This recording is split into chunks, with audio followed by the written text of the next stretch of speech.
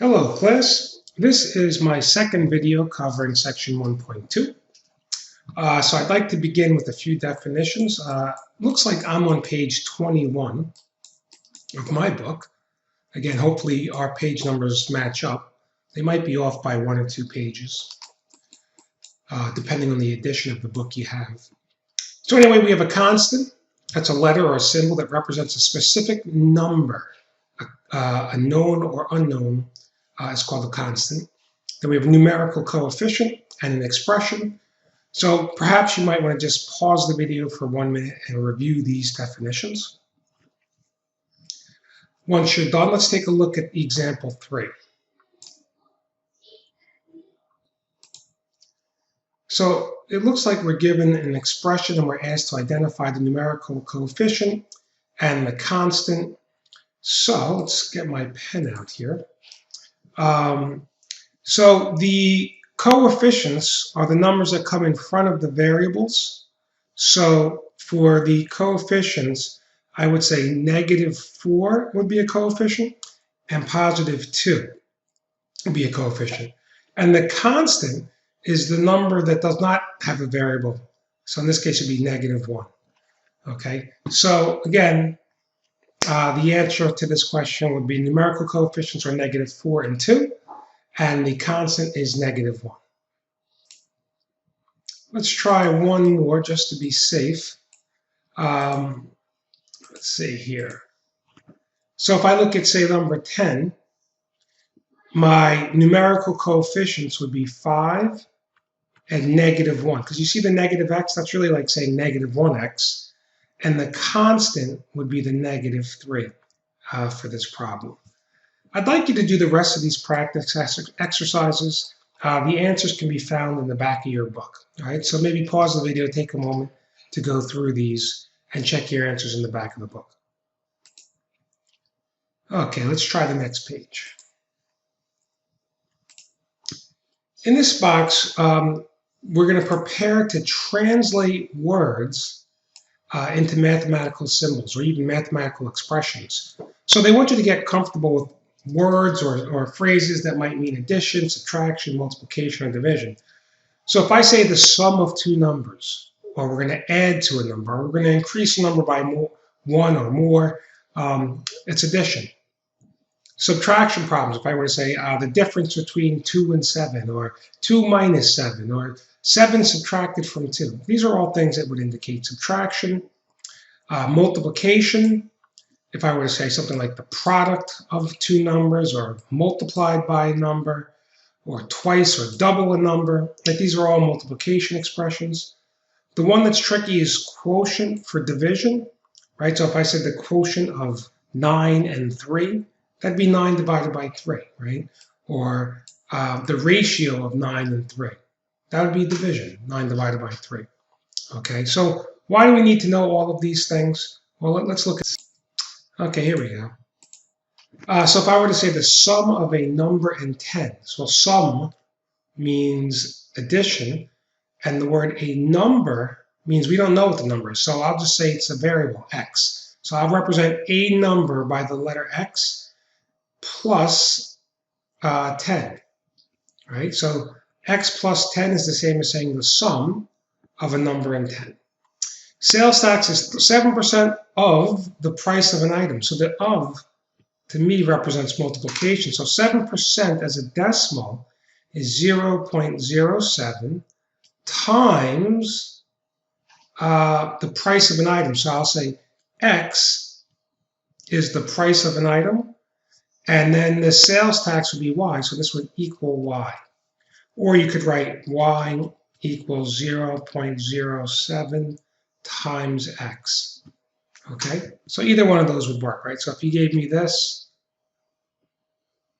that would be fine. If you give me this, that would be fine. If you wrote y equals 0.07 times x, that would be fine, right? I just want to make sure that we represent the multiplication here. On the next page, we have a couple of more problems that we can practice here. So again, the answers to these practice exercises can be found on the back of your book. but I want to do maybe 1 or 2 of these right now just to make sure we're okay. All right, so 8 less than a number. So when you see the word less than, it's the word than that makes you put the 8 at the end of the number. So if x represents a number, 8 less than that would be x minus 8. Okay, a quantity less 8. So if x is my quantity, less 8 means minus 8. Okay, 1/5 of a number. So the of means multiplication. So here's 1/5 times x, right? That'd be 1/5 of a number. The difference between the input and 2. So if x represents the input, the difference would be x minus 2. Quotient is division, so that would mean x divided by 6, or you could write x divided by 6 this way. Either way would be fine. Okay, so why don't you try the rest of these? Check your answers in the back of the book. Let me know how it goes. Actually, I want to do one more exercise. On the next page, again, the answers to number 27 and 28 you can find in the back of your book, but let's do this one together. So a student purchases a copy card from the local library for $5.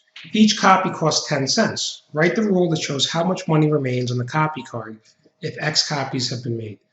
So if Y represents how much is left on the card, that would be equal to, well, I start out with $5, and every time I use the card, 10 cents comes off of the card. So X would represent how many times I use the card. So if I use the card one time, it'd be $5 minus 10 cents. If I use the card twice, it would be $5 minus 20 cents. Right? So down here it says fill out the table from 0 to 50, counting by 10. So this would be 0 copies, 10, 20, 30, 40, and 50. And to figure out how much is left in the card, if I use the formula, right, y equals $5 minus 10 cents times 0 copies, right, 0. Well, 10 cents times 0 is 0. This would give me 5. So you'd have $5 on the card. And that makes sense, right? We started out with $5 on the card. Oh, something happened here. Let me fix my 5. There we go. Now, if I made 10 copies, I'd have to replace the x with 10. So I'd have something like y equals $5 minus 10 cents times 10. And 10 times 10 cents is $1. So this would be 4, right? I'd have $4 left on the card. And if I made 20 copies, I'd have y equals 5 minus 10 cents times 20. 10 cents times 20 is $2, so 5 minus 2 is 3. I'd have $3 left on the card. Now you can start to notice the pattern, right? 0 copies, I have $5. 10 copies, I have $4. 20 copies, I have $3. So it looks like every time the number of copies goes up by 10, the amount left on the card seems to be reduced by $1, right? So this would be 2, 1, and 0. So if I make 50 copies, essentially I'll have $0 left on my card, right? So when you look at letter C here, if 10 copies are made, what is the balance on the card? $4. What is the maximum number of copies that can be made? Well, if I make 50 copies, I'll be left with $0 on my card, okay? So that was a good problem. I think there's a problem like this in your lab, so this will be good to reference, okay? I think that is it for section 1.2. If I look at the next page, there's a summary. I'd like you folks to try and do the summary. Again, the answers to the summary are on the back of the book. This is great practice. So work on these. If you have questions, please come to my Zoom office hours or my Zoom lecture, and we can discuss some of these problems, okay? Thank you for watching. Have a great day.